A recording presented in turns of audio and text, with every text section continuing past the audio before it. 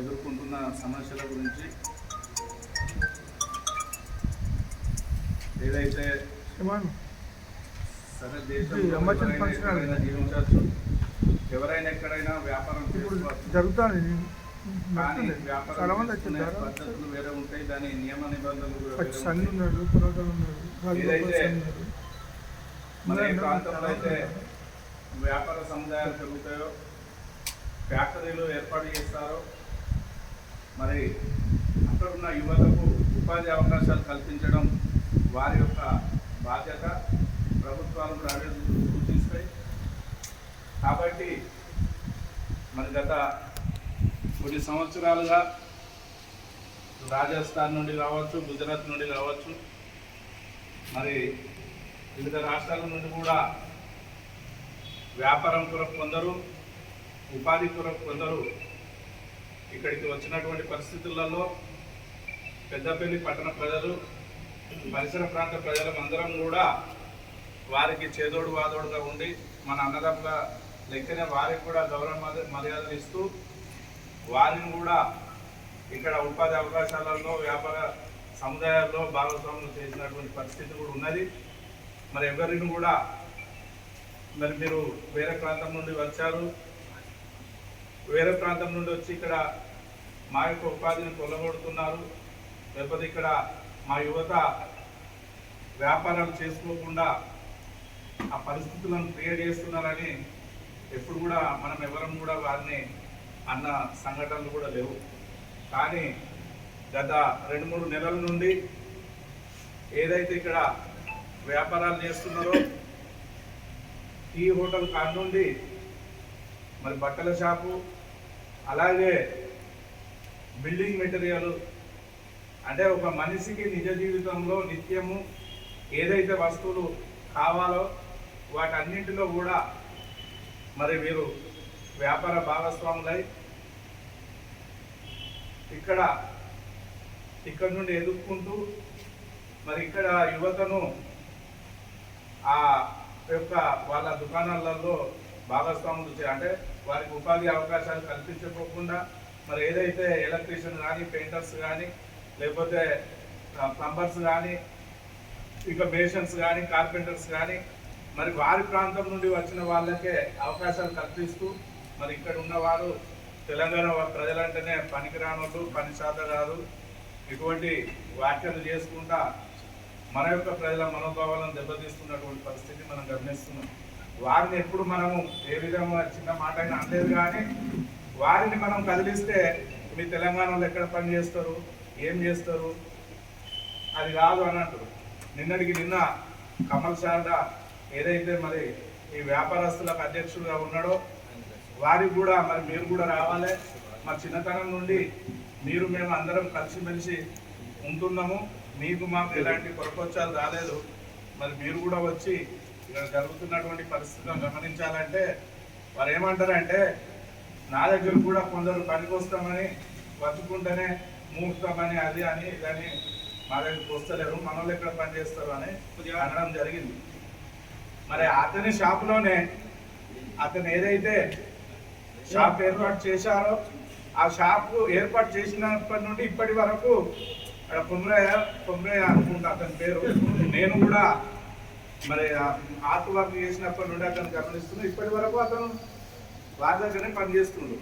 మరి అతనికి పని సాధకాకపోతేనే ఇన్ని సంవత్సరాల నుండి అతని పనిలో కొనసాగించుకుంటారు. ఇట్లా అంటే వీరు ఏంటిదంటే తెలంగాణ విషయం వచ్చే వరకు, తెలంగాణ ప్రజల విషయానికి వచ్చే వరకు తెలంగాణ ప్రజలు సాధారణలు, తెలంగాణ ప్రజలు పనిచేయరు, పనికి మానవులు అనే విధంగా మన ఆత్మగౌరవాన్ని దెబ్బతీస్తున్నారు. అంతేకాకుండా జీరో వ్యాపారం చేసుకుంటూ మరి ప్రతి దాంట్లో కూడా ఒరిజినల్ బిల్లులు ఇవ్వకుండా డూప్లికేట్ బిల్లులు ఇచ్చుకుంటూ కూడా వీరు వ్యాపారం చేసుకుంటున్నారు.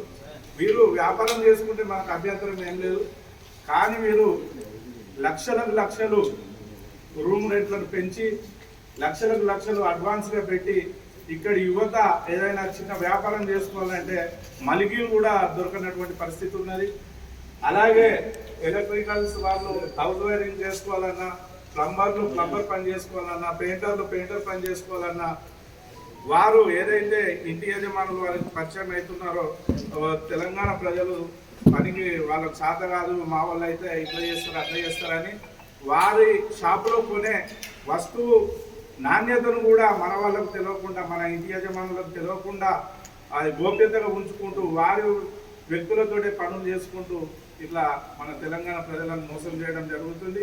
ఎన్నో సంవత్సరాలుగా ఆంధ్ర తెలంగాణ ప్రజలను కలిసి ఉన్న మనమే మరి తెలంగాణ రాష్ట్రం వస్తే మన పిల్లలకు ఉపాధి అవకాశాలు వస్తాయని మరి ఎన్నో పోరాటాలు చేసి సాధించుకున్న తెలంగాణలో మరి ఇప్పటికిప్పుడు ఈ రాజస్థాన్, గుజరాత్ లాంటి ప్రాంతాల నుండి వచ్చి మరి ఇక్కడ కోట్లాది రూపాయలు సంపాదించుకొని మరి వారు ఇక్కడ స్థిరంగా ఉంటారంటే అది కూడా లేదు. వీళ్ళు ఎన్ని కోట్లు సంపాదించుకున్నా రేపు వారి పిల్లల పెళ్లిలో కార్యక్రమాలు ఏమైనా పెద్ద పెళ్లిలో చేసుకుంటారు, పెద్ద పెళ్లి వ్యాపారస్తుల దగ్గర ఏదే చిన్న వస్తువు అయినా కొనుక్కుంటారు. దాని ద్వారా ఇక్కడ సంపాదించుకున్న రూపాయి ఇక్కడనే నిలకడగా ఉంటుంది అనేది కూడా లేదు. ఇక్కడ నుండి సంపాదించుకున్న పైసలన్నీ వేరే రాష్ట్రాలకు తరలించుకొని మరి పోతున్నారు. కాబట్టి రేపు భవిష్యత్తులో మరి మనం అందరం కూడా చూస్తూ ఊరుకుంటే మన వాళ్ళు మరి పనులు లేకుండా నిర్వీర్యమైన పరిస్థితి ఉన్నది. కాబట్టి పెద్దలందరితో కూడా చర్చించి మరి ఈ నిర్ణయాన్ని తీసుకొని ఈరోజు ఒక రౌండ్ టేబుల్ సమావేశాన్ని ఏర్పాటు చేసుకొని భవిష్యత్తులో ఎవరు ఎక్కడైనా వ్యాపారం చేసుకోవచ్చు, కానీ నువ్వు చేసుకునే వ్యాపారంలో న్యాయం ఎంత ఉంది, మరి ఇక్కడ యువతకు నువ్వు ఎలాంటి ఉపాధి కల్పిస్తున్నావు, మరి ఇక్కడ ఎన్నో రకాల వృత్తి నైపుణ్యత గల వాళ్ళు ఉన్నారు, వాళ్ళు కూడా మీ షాపులలో అనుసంధానమై పనిచేస్తున్న పరిస్థితులు ఉన్నాయా లేవా అని వీటన్నింటిని క్రోడీకరించుకోవడానికి వివిధ వృత్తుల వాళ్ళు కూడా వచ్చారు, వివిధ రాజకీయ నాయకులు కూడా వచ్చారు. కాబట్టి మీ అందరికి కూడా పిలవంగానే వచ్చిన మీ అందరికి కూడా ఏదైతే పెద్దపల్లి ప్రజలు మంచిగా ఉండాలి, భవిష్యత్తులో మా పిల్లలు అన్ని విధాలు ఎదగాలనే ఒక మనం ఏ గడ్డ పైన పుట్టామో ఆ గడ్డ ప్రాంత రుణాన్ని తీర్చుకోవాలనే సంకల్పంతో వచ్చిన మీ అందరికి కూడా పేరు పేరున శిరస్సు వంచి నమస్కరిస్తూ ఒక్కొక్కరు మీ యొక్క అభిప్రాయాలు, అనుభవాలు తెలియకపోవాల్సిన అవసరం ఉన్నది. ఏది ఏమైనప్పటికీ కూడా మరి వాళ్ళను మనం అన్నదమ్ముల లెక్కనే స్వాగతించాము.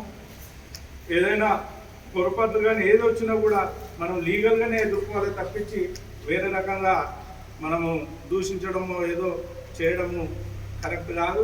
మనం ఎవరు మాట్లాడినా కూడా మనం లీగల్ పద్ధతులు ఎన్నో ఉన్నాయి. వారు అమ్మే సరుకు నాణ్యత ఉన్నదా లేదా అది తెలుసుకోవడానికి కూడా మరి ఎన్నో డిపార్ట్మెంట్లు ఉన్నాయి. వాటన్నింటినీ మనం లీగల్గా ఏ రకంగా వాళ్ళని కట్టడి చేయాలి, భవిష్యత్తులో వారు చేస్తున్న ఎత్తుగడలేంటి, మనం అనుసరించవలసిన పద్ధతులేంటి, వీటన్నిటి మీద సుదీర్ఘంగా చర్చించుకొని ఒక కార్యాచరణ రూపొందించుకొని ముందుకు పోవాల్సిన అవసరం ఉన్నది. ఇది ఒక కేవలం పెద్దపల్లి సమస్యనే కాదు, తెలంగాణ రాష్ట్రంలో అన్ని ప్రాంతాలలో కూడా ఇది చర్చ జరుగుతుంది.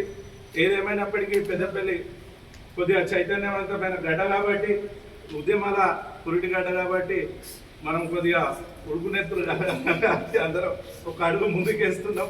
ఇప్పుడు పిల్లి మెడల గంట ఎవరం కడతామంటే పెద్దపల్లి ప్రజలే మరి గంట కట్టడానికి సిద్ధంగా ఉన్నారు. కాబట్టి మీరందరూ కూడా మీ అభిప్రాయాలను వేరే ఇతరుల ఆత్మ అభిమానాలు దెబ్బతినకుండా ఉండాలని తెలియజేస్తూ మరి ఒక్కొక్కరు మీ అభిప్రాయాలను, మీ బాధలను, సాధక బాధలు ఏమున్నా కూడా మరి ముందుంచవలసిందిగా తెలియజేస్తూ సెలవు.